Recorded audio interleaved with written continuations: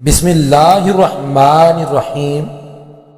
امام اعظم ابو حنیفہ رحمۃ اللہ علیہ کے بعض حاسدوں نے ایک عورت کو پھسلا کر اس بات پر راضی کر لیا کہ وہ کسی طریقہ سے حضرت امام اعظم پر تہمت لگائے۔ چنانچہ وہ عورت ایک رات امام صاحب کے پاس آئی اور کہنے لگی کہ میرا خاوند سخت بیمار ہے اور وہ آپ کے روبرو کچھ وصیت کرنا چاہتا ہے، آپ میرے ساتھ میرے گھر چلیے۔ امام صاحب چل پڑے۔ آپ جب اس کے گھر پہنچے تو اس نے سب دروازے بند کر لیے اور شور مچانا شروع کر دیا کہ امام ابو حنیفہ نے تنہائی میں مجھے ستایا ہے، معاذ اللہ۔ یہ سن کر حاسدین فوراً وہاں پہنچے اور امام صاحب اور اس عورت کو خلیفہ کے پاس لے گئے۔ خلیفہ نے امام صاحب اور اس عورت کو جیل میں بند کر دیا اور کہا کہ صبح فیصلہ کیا جائے گا۔ امام اعظم ساری رات جیل میں نفل پڑھتے رہے۔ وہ عورت یہ دیکھ کر بڑی شرمندہ ہوئی اور امام صاحب کے قدموں میں گر گئے اور اصل واقعہ عرض کر کے آپ سے معافی مانگنے لگی۔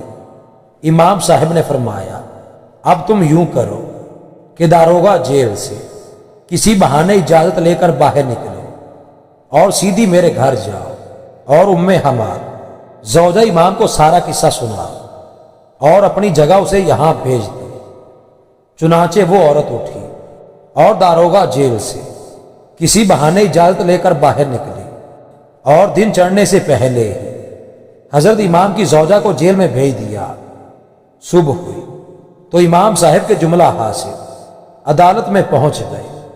خلیفہ کے حکم سے امام صاحب اور اس عورت کو بلایا گیا اور خلیفہ نے امام صاحب سے کہا، اے ابو حنیفہ، کیا آپ کو ایک اجنبی عورت سے بند مکان میں خلوت جائز تھی؟ امام اعظم، کس عورت کے ساتھ؟ خلیفہ، یہ جو سامنے بیٹھی ہے۔ امام اعظم، ام حماد کے والد کو بلایا جائے۔ چنانچہ امام صاحب کے سسر کو بلایا گیا۔ امام اعظم والد ام حماد کی طرف مخاطب ہو کر، جناب، ذرا اس عورت کا گھونگھٹ اٹھا کر پہچانیے کہ یہ عورت کون ہے۔ والد ام حماد گھونگھٹ اٹھا کر دیکھتے ہی، اے خلیفہ، یہ تو میری بیٹی ہے جس کا نکاح ابو حنیفہ سے ہو چکا ہے۔ پھر یہ ہنگامہ کیسا؟ یہ بات سنتے ہی حاسدین امام دھر لیے گئے اور سخت ذلیل ہوئے اور امام اعظم ابو حنیفہ رحمۃ اللہ علیہ کی عزت و عظمت کے نعرے بلند ہوئے۔